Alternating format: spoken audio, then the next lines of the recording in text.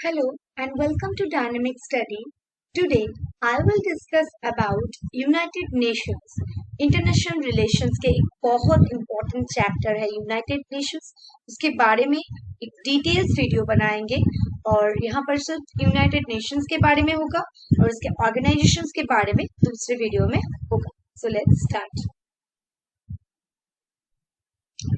First है the United nation, इसको हम शॉर्ट फॉर्म में यूएन बताते हैं, is an intergovernmental organization aiming to maintain international peace and security, develop friendly relations among nations, achieve international cooperation, and be a center of harmonizing the actions of nations. ये एक inter governmental organisation है, मतलब बहुत सारे देशों के government को लेकर एक ऑर्गेनाइजेशन है।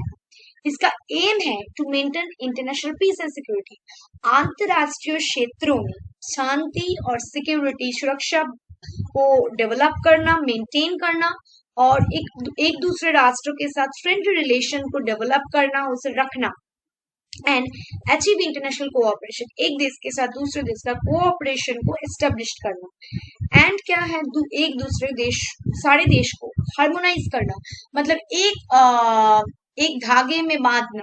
इसका जो काम करता है यूनाइटेड नेशन। सो ये एक शांतिकामी एक ऑर्गेनाइजेशन है। Okay, it is the world largest, most familiar, most representative and most powerful international organisation.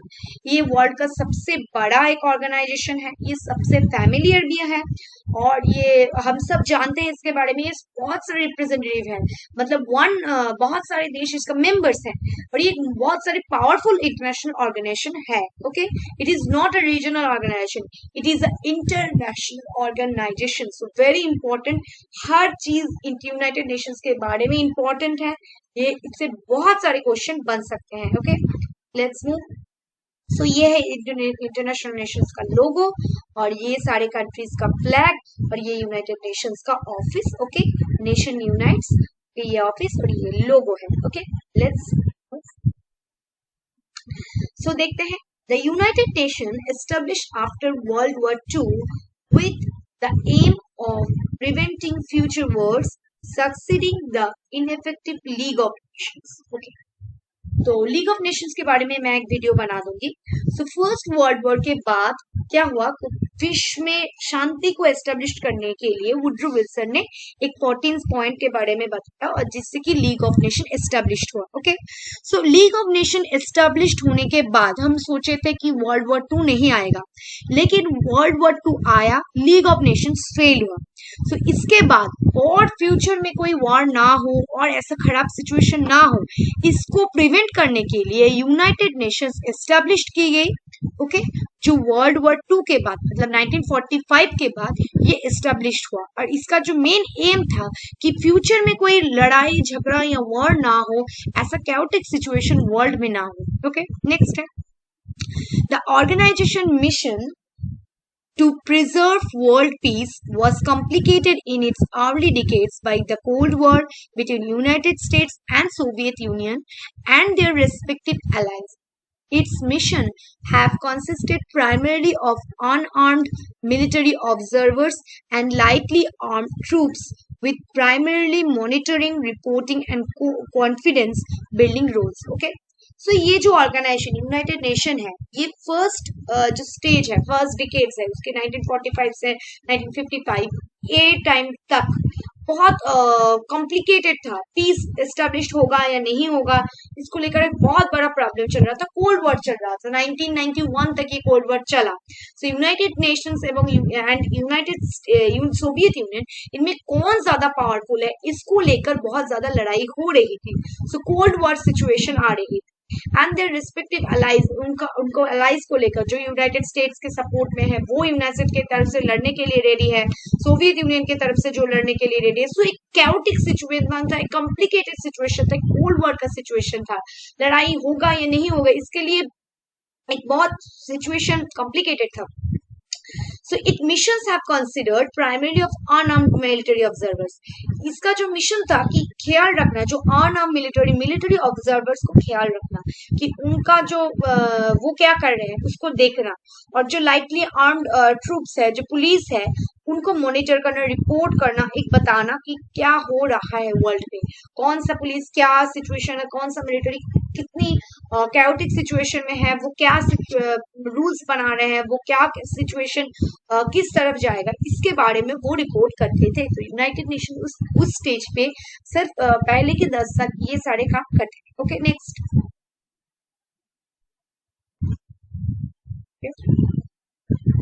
Okay next देखते हैं। After the first world war a world body known as League of Nation, जो मैंने बताया जो league of Nations था वो established हुआ। Okay in 1919 Woodrow Wilson ने बनाया, उन्होंने 14 पॉइंट्स के बारे में बताया, but it failed to maintain international peace and harmony due to its structural and functional weakness. So ये एक स्ट्रक्चरली एंड फंक्शनली बहुत वीक ऑर्गेनाइजेशन थी, तो ये नहीं मेंटेन कर पाया international peace and security harmony को, सो ये वीक हो गया और ये टूट पड़ा। ओके सो नेक्स्ट देखते हैं। The founders of United Nation tried to avoid the mistakes made during the formation of League of Nations. So League of Nations में जो गलतियां हो गई थी बनाने के दौरान, जो मतलब रॉन्ग चीजें इनपुट की गई थी लीग ऑफ नेशंस में, जो गलतियां की गई थी, वो फाउंडर्स चाहते थे कि यूनाइटेड नेशंस जब बनेगा वहां पर वो गलती दूसरी बार ना दोहराया जाए। Okay, next, the United Nations, despite its shortcoming, has remained an effective and quite successful. So United Nations को ये shortcoming बहुत जल्दी League of Nations फेल होने के बाद 1945 में ये आ गया, so बहुत जल्दी आ गया 1939 से 1939 के बाद से 45 बहुत 6 साल के अंदर ये ऑर्गेनाइजेशन आ गया और ये बहुत इफेक्टिव और सक्सेसफुल ऑर्गेनाइजेशन के तौर पर उभर कर आया। ओके नेक्स्ट देखते हैं। तो अब ओरिजिन देखते हैं। ओके सो ये बहुत बहुत इंपॉर्टेंट है, इसको आपको बहुत केयरफुली याद रखना होगा और इसका सीक्वेंस भी आपको याद रखना। सो ओरिजिन क्या है United nation? First, the London declaration of 12th June 1941 could be creating with the first formal attempt at creating UN. So United nation को बनाने के बारे में फर्स्ट फॉर्मल अटेम्प्ट लिया गया था लंदन डिक्लेरेशन में, जो 12 जून 1941 में। तो यूनाइटेड नेशन बनेगा इसके बारे में एक फर्स्ट फॉर्मल मीटिंग हुआ था जो 1941 में 12 जून को हुआ था, जिसे हम कहते हैं लंदन डिक्लेरेशन। ओके ये फर्स्ट फॉर्मल अटेम्प्ट था। इनफॉर्मली बहुत सारी बातचीत हुई, उसके बाद फॉर्मली 1941 में जाकर ये इसके बारे में बात किया गया।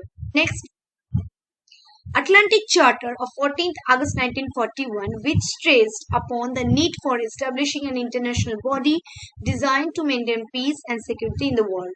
So 1941 के 14 अगस्त में अटलांटिक चार्टर को मतलब चार्टर लाया गया और बताया गया कि ऐसा एक इंटरनेशनल बॉडी हो जो इंटरनेशनली शांति और सिक्योरिटी वर्ल्ड में एस्टेब्लिश करेगी, ऐसा एक पावरफुल ऑर्गेनाइजेशन के बारे में बात की गई।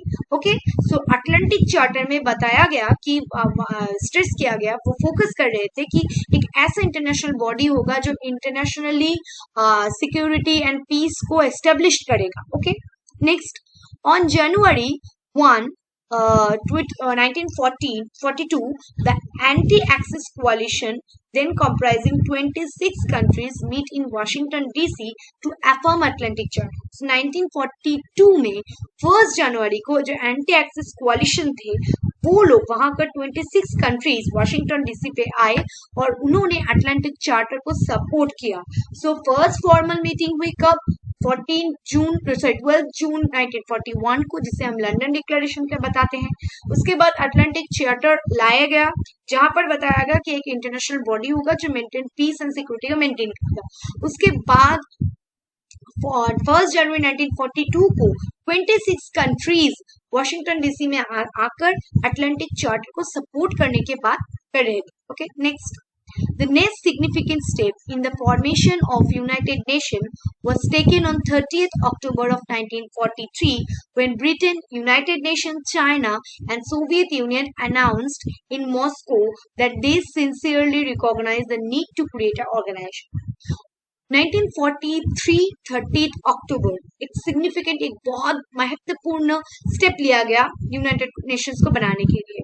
तब बहुत सारे पावरफुल स्टेट जैसे कि ब्रिटेन बहुत पावरफुल था, United nation, China, Soviet union, most powerful state, fourth most powerful states, उन्होंने अनाउंस किया मॉस्को में कि वो चाहते हैं कि सिंसियरली वो बहुत मन से चाहते हैं कि एक ऐसा ऑर्गेनाइजेशन हो जो इंटरनेशनली पीस को एस्टेब्लिश करे, शांति रखे। ओके, सो ये यूनाइटेड नेशन बनाने के बारे में वो बहुत सिंसियरली रिकॉग्नाइज किया, मतलब बताया कि हम चाहते हैं एक ऐसा ऑर्गेनाइजेशन हो। Okay, next, this please in Moscow was soon followed by Tehran declaration of 1 दिसंबर 1941। सो इसको फॉलो करके तेहरान डिक्लेरेशन जो किया गया 1 दिसंबर 1943 पे, जो उसके बाद मतलब मॉस्को में जो बताया गया उसको आगे लिया गया तेहरान में, जो क्या हम कहते हैं तेहरान डिक्लेरेशन, वो लिया गया 1943 1 दिसंबर। Okay, next, the Great Power Conference was convened by the United States in 1944 at Dumbarton Oaks near Washington DC. एक बहुत बड़ा पावर कॉन्फ्रेंस, एक बहुत पावरफुल कॉन्फ्रेंस हुआ, so was convened by the United States में, मतलब हमारे अमेरिका ने एक बहुत पावरफुल कॉन्फ्रेंस के आयोजन किया है 1944 में, जो डम्बर्टन ओक्स में थी, जो वाशिंगटन के पास, वहां पर एक इम्पोर्टेंट कॉन्फ्रेंस ऑर्गेनाइज किया। Okay, The Dumbarton Oak Conference prepared a draft of the Charter of the United Nations during the late 1944 and early 45. The draft charter was discussed, debated, and amended in a few more international conferences in Washington DC and Yalta. Okay. So Dumbarton Oaks में जो conference हुआ था, जो America ने organise किया था, और वहां पर क्या प्रिपेयर किया गया था, यूनाइटेड नेशन ने एक ड्राफ्ट चार्टर बनाया था कि ऐसा होगा चार्टर, यूनाइटेड नेशंस का एक ड्राफ्ट चार्टर बनाया था इसने वहां पर जो कॉन्फ्रेंस, और ये जो चार्टर है वो okay, so during late 1944 and 45 तक ये ड्राफ्ट चार्टर को डिस्कस किया गया, बहुत सारी चीजें के बारे में जाना गया, उसके लिए डिबेट हुआ, उसको अमेंड किया गया, और ये and few more international conferences, सिर्फ डम्बर्टन ओक्स के कॉन्फ्रेंसेस नहीं, इंटरनेशनल कॉन्फ्रेंसेस में, बहुत सारे कॉन्फ्रेंसेस में, वॉशिंगटन डीसी और याल्टा में, ये जो यूनाइटेड नेशंस का जो ड्राफ्ट चार्टर है इसके बारे में बताया गया और डिस्कस किया गया कि कैसे ये बनना चाहिए, कैसा होना चाहिए, इसके बारे में डिस्कशन शुरू हुआ। Okay, next, The draft charter of the United Nations was finally signed by 51 states on 26 June 1945 in San Francisco, USA. Okay, ये जो यूनाइटेड नेशन का जो ड्राफ्ट चार्टर है वो फाइनली 55 स्टेट्स ने साइन किया। ओके, कब साइन किया? 26 June of 1945 San Francisco USA में। सो ये जो चार्टर है वो अल्टीमेटली रेडी हो गया और फाइन 55 नेशन स्टेट्स ने 26 जून 1945 पे साइन किया। Okay. The United Nations Organization, a world body designed to maintain international peace and security, established 25 October 1945. Ultimately, United Nations जो एक ऑर्गेनाइजेशन है, एक वर्ल्ड बॉडी के तौर पर ये इंटरनेशनल पीस और सिक्योरिटी को मेंटेन करने के लिए अल्टीमेटली एस्टेब्लिश्ड हुआ कब?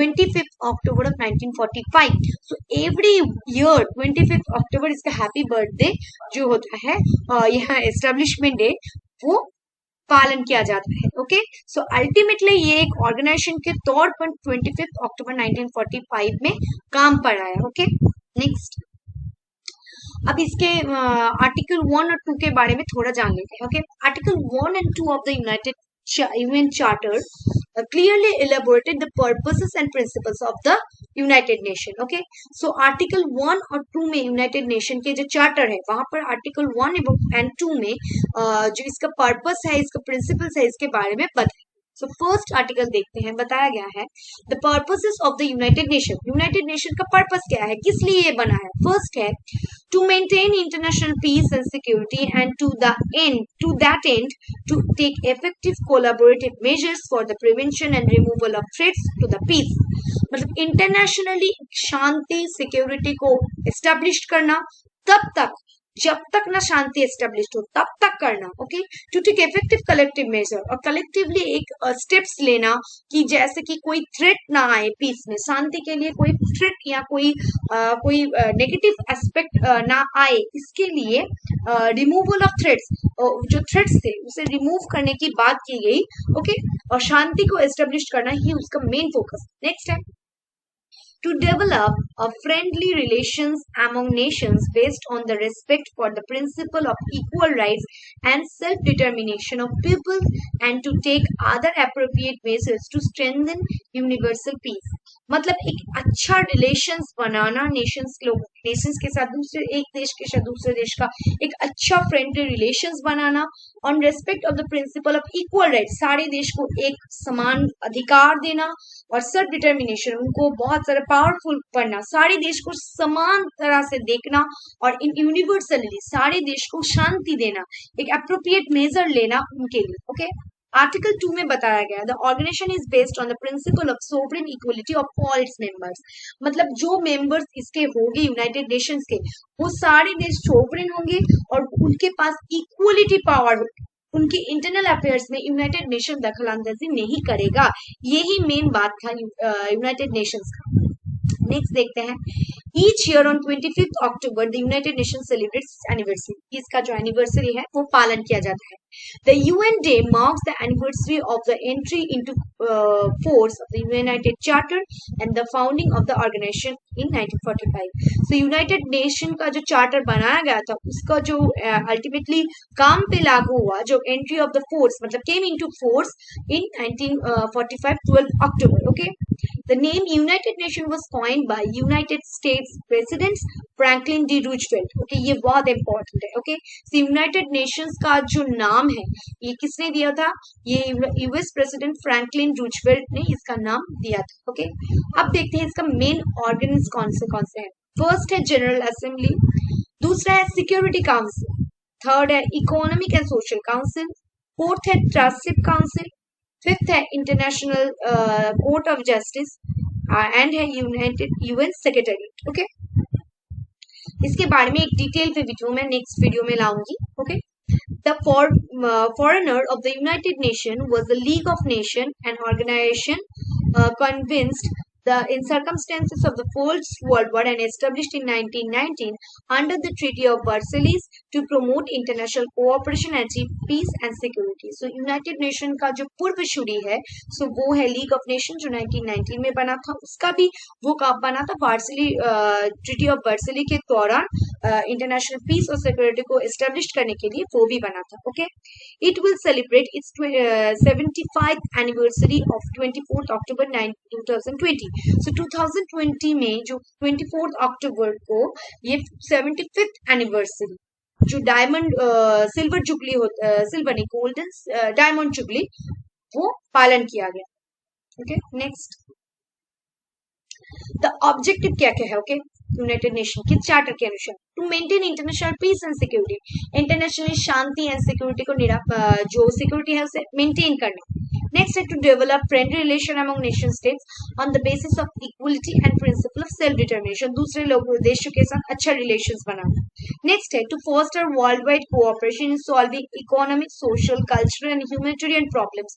एक देशों के साथ जो इकोनॉमिक फाइनेंशियली प्रॉब्लम्स है, सोशली जो प्रॉब्लम्स है, कल्चरली प्रॉब्लम्स है, मानविक प्रॉब्लम्स है, उसको वर्ल्ड वाइड सॉल्व करना एंड दूसरे देशों के साथ कोऑपरेट करना। ओके, नेक्स्ट है to serve as a center where various nations can coordinate their activities towards the attainment of the objectives of the United Nations।